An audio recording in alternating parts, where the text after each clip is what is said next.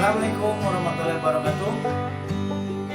Pada semua ini kita kelas 12 baik SMA, MA maupun SMK terus sukses dan terus belajar sebagai calon mahasiswa yang mengikuti SNMPTN dan PBK SBMPTN tahun 2022. Selamat dan sukses. Assalamualaikum warahmatullahi wabarakatuh. Jumpa lagi dengan media informasi pembelajaran Maripasan 123 channel. Kali ini saya akan mencoba sharing tentang informasi SNMPTN dan juga UTBK SBMPTN. Mudah-mudahan semuanya kita dalam keadaan sehat walafiat. Pertama, ini informasi untuk para peserta didik atau para siswa SMA dan juga SMK. Nah, apakah pada tahun 2022 ini masih ada SNMPTN? Ternyata pendaftaran mahasiswa baru jalur SNMPTN atau Seleksi Nasional Masuk Perguruan Tinggi pada tahun 2022 ini masih ada dan sudah dimulai. Itu untuk pendaftarannya, registrasinya sejak hari Selasa ya, tanggal 4 bulan Januari ya 2022 yang lalu ini. Dan terdapat sekitar 125 perguruan tinggi yang menerima mahasiswa di jalur SNMPTN tersebut. Kemudian juga berapa persen ini jatah penerimaan mahasiswa melalui jalur SNMPTN tahun 2022 ini. Dan ternyata rangkaian Seleksi Nasional Masuk Perguruan Tinggi atau SNMPTN 2022 ini sudah dimulai seperti tahun-tahun sebelumnya.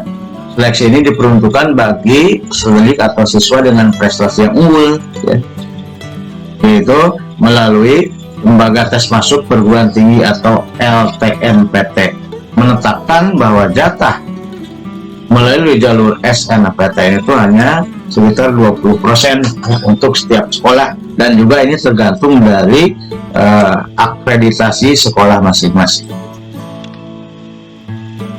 Sekolah dengan akreditasi A itu mendapat kuota SNMPTN sebanyak hanya 40% saja ya.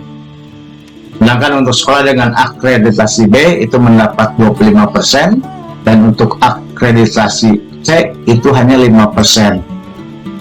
Sebagai contoh misalnya ya, peserta didik atau siswa SMA Negeri 1 Singaparna kelas 12 ya pada tahun sekarang itu jumlahnya sekitar 426 siswa dan akreditasi sekolahnya adalah A ya.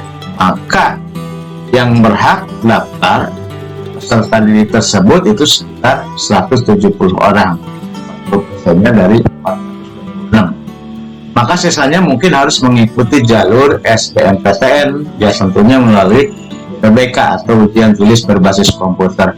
Itu kurang lebih 256 orang. Itu sebagai contoh. Kemudian untuk SMA, dalam pemeringkatan siswa yang dilakukan oleh sekolah, itu nilai mata pelajaran yang bakal diperhitungkan biasanya antara lain ya, untuk jurusan atau peminatan MIPA itu mata pelajarannya matematik, kemudian bahasa Indonesia ya, bahasa Inggris, kimia, kemudian fisika dan juga biologi. Sedangkan untuk peminatan IPS ya biasanya ini matematika, bahasa Indonesia, kemudian bahasa Inggris, sosiologi ya, ekonomi, dan juga geografi. Ya. Sedangkan untuk peminatan bahasa itu matematika, bahasa Indonesia, bahasa Inggris, ya, sastra Indonesia, antropologi, dan juga salah satu bahasa asing. Sedangkan untuk peserta didik SMK itu biasanya mata pelajarannya matematika, bahasa Indonesia, bahasa Inggris, dan kompetensi keahlian atau teori kejuruan dan praktik kejuruan. Selain dari kuota sekolah, maka nilai rapot siswa yang lolos SNPTN ini juga akan dipengaruhi oleh persyaratan yang tentunya ditentukan oleh masing-masing perguruan tinggi negeri tersebut. Nah, kemudian seputar informasi tentang jadwal SNPTN tahun 2022, ya, kuota sekolah, pengumuman kuota sekolah itu telah ditetapkan pada tanggal 28 Desember tahun 2021. Kemudian penutupan masa sanggah kuota tanggal 17 Januari 2022. Registrasi akun LTMPT, ya. Registrasi akun LMPT sekolah itu tanggal 4 Januari sampai 8 Februari 2022. Nah, sedangkan registrasi akun untuk siswa itu tanggal 10 sampai 15 Februari 2022. Nah, ingat ini untuk para siswa, ya, diingatkan dan juga diinformasikan nanti melalui guru BK masing-masing dan juga wali kelasnya. Dan untuk registrasi akun LTMPT, ya, untuk sekolah, ya, tadi sudah disebutkan ini, ya, di tanggal 4 Januari sampai 8 Februari, dan siswa tadi 10 sampai dengan 15 Februari, ya, 2022. Dan untuk PDSS dan SNMPTN, ya, nah, ini biasanya oleh pihak sekolah, ya, dan harus diinformasikan juga kepada peserta didiknya. Nah, ini untuk penetapan siswa eligible itu tanggal 4 Januari sampai 8 Februari 2022, ya. Sedangkan pengisian PDSS itu biasanya dari 8 Januari sampai 8 Februari, sekitar 1 bulan, ya. Pendaftaran SNPTN itu akan dimulai pada tanggal 14 sampai 28 Februari 2022, dan pengumuman hasil SNPTN ini adalah tanggal 29 Maret 2022. Kemudian seputar informasi dan prediksi kisi-kisi soal UTBK tahun 2022. Jadi tadi sudah dijelaskan tentang SNPTN, berapa kuotanya, kira-kira berapa yang akan diterima. Nah, biasanya kalau rata-rata 20% berarti sekitar 80%, maka para peserta didik yang akan melanjutkan khususnya ingin ke perguruan tinggi negeri, ya tentunya harus melalui SBMPTN, ya, atau kita sebut dengan istilah UTBK SBMPTN. Nah, ini UTBK SBMPTN itu akan segera dilaksanakan pada bulan Mei mendatang, tentunya tahun 2022, ya. Namun masih banyak yang belum paham tentang informasi, kisi-kisi, dan juga jenis soal UTBK tahun 2022. Sekilas tentang apa itu UTBK, ya tentunya ini tidak asing lagi, ya, bahwa UTBK itu ya tentunya ujian tulis berbasis komputer, ya, yang merupakan tes masuk ke perguruan tinggi yang dilaksanakan oleh lembaga tes masuk perguruan tinggi atau LTMPT. Nah, pelaksanaan UTBK itu oleh LTMPT memiliki keunggulan karena hasil tes lebih kredibel, ya, standar, dan nilai diberikan secara individu ke peserta. Dan kapan UTBK 2022 itu akan dilaksanakan? Nah, ini berdasarkan informasi melalui laman ini, ya, bahwa pendaftaran UTBK SBMPTN tahun 2022 itu akan dilaksanakan sekitar tanggal 23 Maret 2022 sampai 15 April 2022 mendatang. Lantas apa saja materi ujian dan berapa biaya pendaftaran untuk UTBK SBMPTN tahun 2022 tersebut? Kemudian apa jenis tes UTBK, ya? Nah, tentunya materi tes UTBK SBMPTN tahun 2022 ini itu itu biasanya ada yang disebut dengan TPS atau tes potensi skolastik ya, dan juga ada TKA atau tes kemampuan akademik, dan di dalamnya biasanya juga ada tes bahasa Inggris, itu termasuk pada TPS atau tes potensi skolastik. Nah, kemudian juga untuk TPS ini biasanya cakupannya ya ada yang namanya PU ya, kemudian PK, PTU, PBM. Nah, tadi juga dan bahasa Inggris. Nanti kita akan jelaskan ini satu persatu, PU apa, PK apa, PTU apa, dan PBM apa. Sedangkan untuk TKA, tes kemampuan akademik ya, nah itu biasanya tadi dari TKA Saintek dan juga TKA Sosum ya, jadi Saintek, Sains dan Teknologi, dan kemudian juga ada TKA Sosum. Kita jelaskan satu persatu. TPS atau tes potensi skolastik ya, itu biasanya fungsinya itu untuk mengukur kemampuan kognitif ya, kemampuan kognitif yang dianggap penting pada keberhasilan sekolah formal, khususnya pendidikan. Itu namanya tes potensi skolastik atau TPS, jadi untuk mengukur kemampuan kognitif.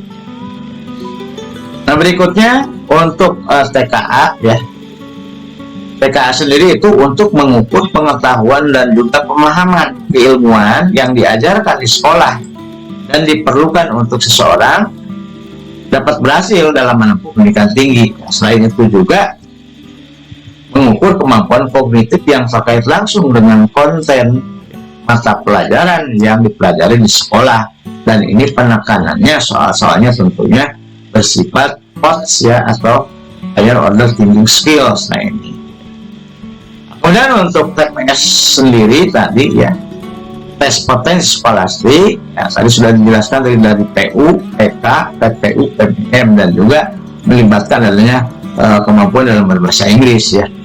Nah, yang pertama tentang PU atau disebut dengan penalaran umum ya. Jadi dalam TPS itu terdiri dari soal-soal tentang penalaran umum. Nah, kisi-kisi soal biasanya ini ya, ini sumbernya sudah jelas ya, berkaitan dengan soal-soal pernyataan, kemudian ada paragraf ya, kemudian simpulan logis ya, kemudian juga penalaran analitik, data visual, dan sebab. Nah, ini kisi-kisi soal untuk penalaran umum. Jadi biasanya berupa soal-soal pernyataan, paragraf, kesimpulan, dan juga yang lain ini, termasuk data visual dan juga sebab akibat. Kemudian yang berikutnya ya, setelah PU ada yang namanya PK atau pengetahuan kuantitatif. Nah, kisi-kisi soal PK ini biasanya pilihan ganda 1, 2, 3, 4 nih ya. Tahun yang lalu ini pilihan ganda 1, 2, 3, 4. Soal-soalnya biasanya berupa perbandingan, pertidaksamaan ya, kemudian persamaan kuadrat, pertidaksamaan kuadrat ya, matriks ya, ada inverse, aljabar, teori bilangan, kemudian peluang ya, permutasi kombinasi ya.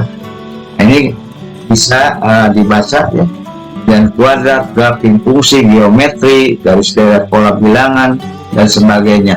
Termasuk juga nanti ada trigonometri. Ini tentunya para peserta didik ya, dalam mengikuti UTBK yang mungkin itu kalau memang dimulai bulan Mei, sekitar bulan Mei, sekarang berapa bulan lagi ya, dari Januari, Februari, Maret, April, Mei, itu sekitar 4 bulan persiapan ya. Nah, berikutnya untuk masih tes potensi skolastik, tadi ada PU, PK, kemudian ada PPU ya, atau pengetahuan dan pemahaman umum. Nah, ini. Nah, kisi-kisi soal PPU ini biasanya berkaitan dengan paragraf bahasa Indonesia maupun bahasa Inggris ya. Nah, misalnya ada penguasaan kosakata, kata bentukan atau ejaan yang disempurnakan ya, baku dan tidak baku, kemudian ada kalimat efektif ya, kalimat efektif itu, kemudian juga dan tidak efektif ya, topik bacaan, teks rumpang. Nah, ini biasanya bentuk latihan ya, untuk menentukan kata yang yang tepat untuk melengkapi paragraf, itu disebut dengan teks rumpang. Nah, setelah PU, PK, PPU ya, kemudian ada PBM ini. Nah, PBM itu pemahaman, bacaan, dan menulis ya. Biasanya kisi-kisi soal PBM ini terdiri dari memahami isi bacaan, penalaran kebahasaan, teori berasal dari WEBI ya. WEBI itu sama dengan EYD lah kalau dulu ya, ada pedoman umum ejaan bahasa Indonesia. Kemudian juga ada konjungsi, biasanya termasuk kata penghubung ya. Kemudian ada gagasan, ide pokok, penarikan kesimpulan ya. Kemudian peningkat teks ya, analisis wacana, kohesi ya, dan juga koherensi bacaan tersebut. Nah, itu adalah kisi-kisi soal dari tes potensi skolastik selain bahasa Inggrisnya dan bahasa Indonesianya. Nah, kemudian yang kedua dari UTBK ini ada jenis tesnya, yaitu TKA atau tes kemampuan akademik.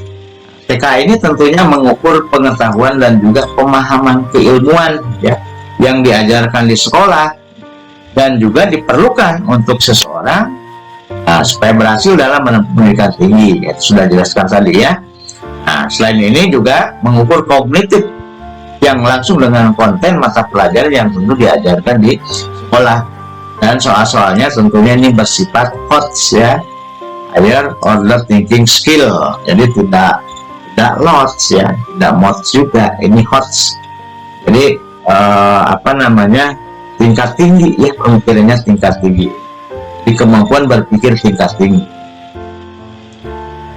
Kemudian untuk tes kemampuan akademik tersebut ya, ini terbagi atas TKA Saintek, Sains Teknologi, dan juga TKA Sosum ya.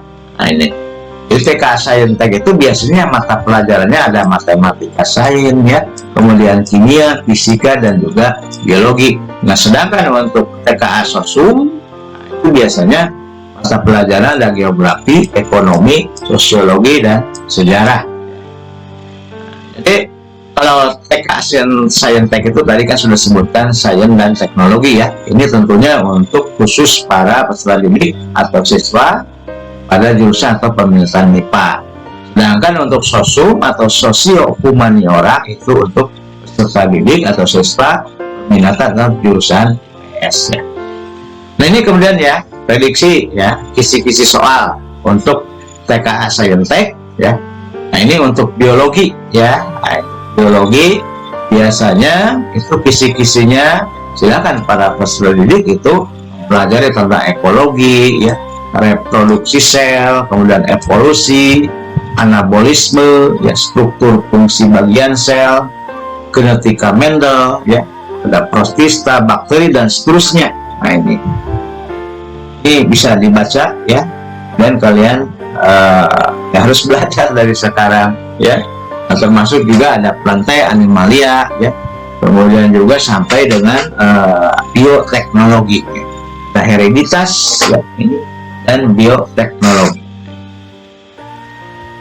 Nah, kemudian yang kedua fisika ya. Ini biasanya kisi-kisi soalnya ada listrik arus arah ya, kemudian induksi magnetik ya, listrik statis, usaha dan energi ya, kemudian juga teori kinetik ya, gerak harmonik sederhana, termodinamika ya, sampai nanti ada fluida, kalor ya, sampai dengan teori relativitas khusus ya. Ini semua materi tentunya para peserta harus pelajari dari awal ya.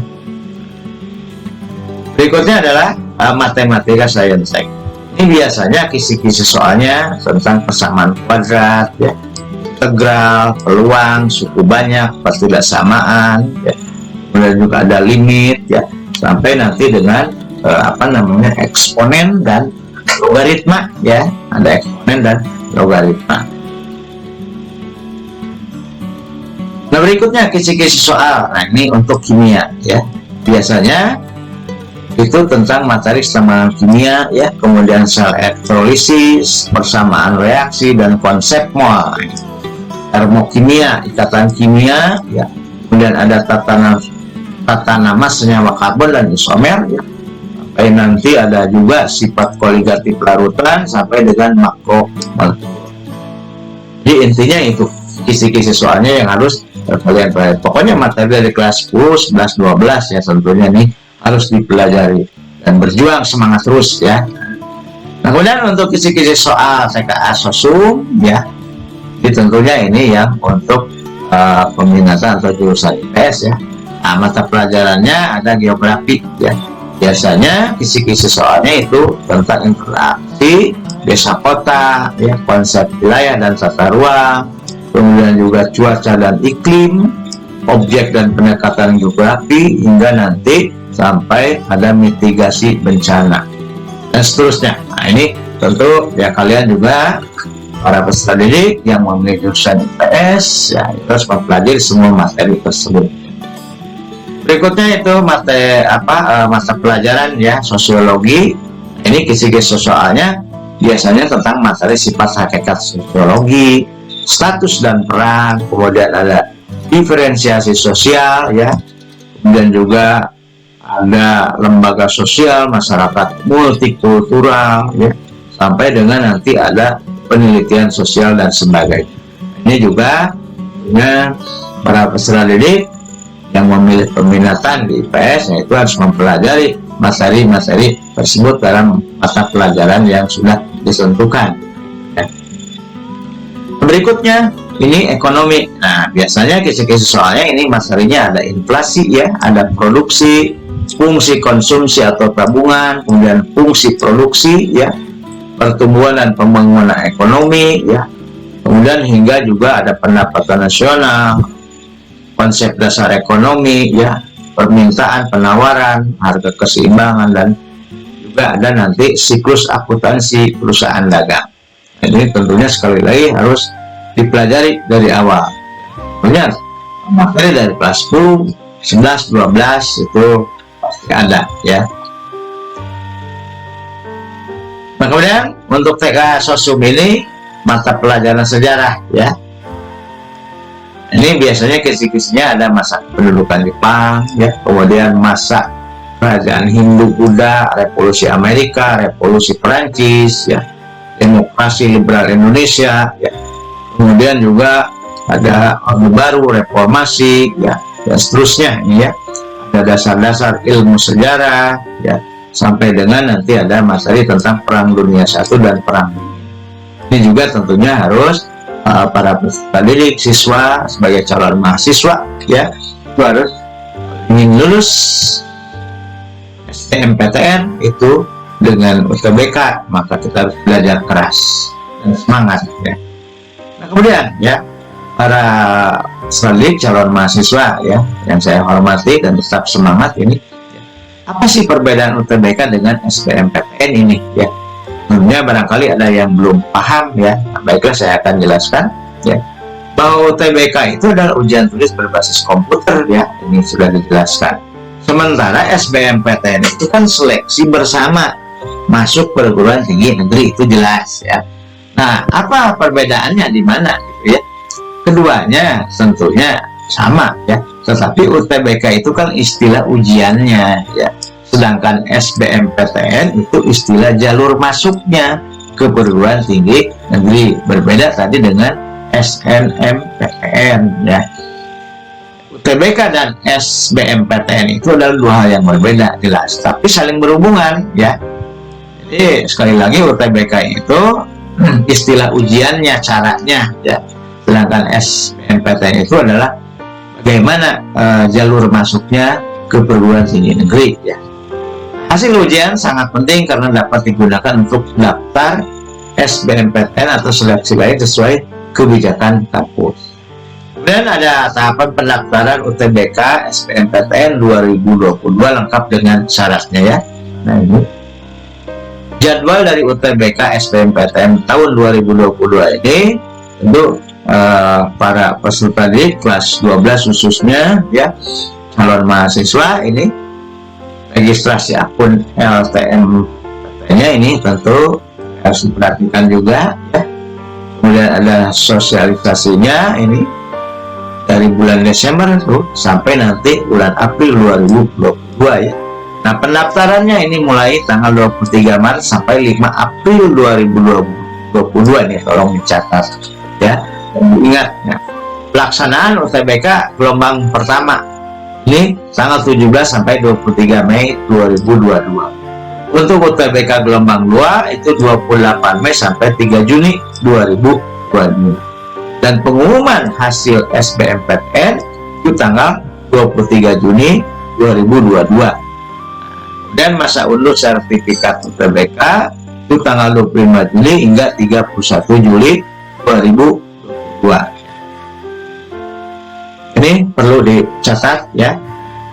Kemudian untuk syarat UTBK SBMPTN tahun 2022 ini ya tentunya biasanya para peserta didik calon mahasiswa harus memiliki akun LPTI yang permanen ya, dan juga sebagai WNI dan memiliki NIK ya, nomor induk bukan ini. Tentunya siswanya SMA, MA atau SMK lulusan tahun 2022, 2021 bahkan juga bisa lulusan tahun 2020 ya. Kemudian tentunya tidak lulus dari jalur SNMPTN ya tahun 2020, 2021 dan juga 2022. Kemudian program studi kedokteran khususnya ini dan kedokteran ini hanya boleh dipilih oleh jurusan oleh tadi atau siswa peminatan MIPA saja ini ya. Kemudian memiliki kesehatan yang memadai, wajib mengunggah portofolio bagi yang memiliki. Ini biasanya prodi seni dan juga olahraga, ini tentunya dari ketentuan perguruan tinggi tertentu. Peserta tunanetra itu wajib mengunggah surat pernyataan tunanetra. Dan ini yang terakhir membayar biaya UTBK biasanya melalui bank yang ditunjuk ya, Bank Mandiri, BNI, BTN dan juga BRI. Nah, kemudian yang terakhir ini biaya UTBK SBMPTN 2022 ini untuk kelompok ujian saintek atau SUM ya, itu hanya sekitar Rp200.000 dan kelompok ujian campuran sekitar Rp300.000. Itu barangkali beberapa informasi yang terkait dengan SNPTN ya, kemudian juga dengan UTBK SBMPTN. Jadi mudah-mudahan para peserta didik khususnya kelas 12 baik SMA, MA maupun SMK ya, yang akan melanjutkan keguruan tinggi tentunya yang kalian semua inginkan, tentunya yang negeri ya. Mudah-mudahan kalau semua bisa ya, diterima mulai jalur SNMPTN, alhamdulillah. Tapi kita tahu tadi jatahnya sudah ditentukan ya, rata-rata 20% dan juga berdasar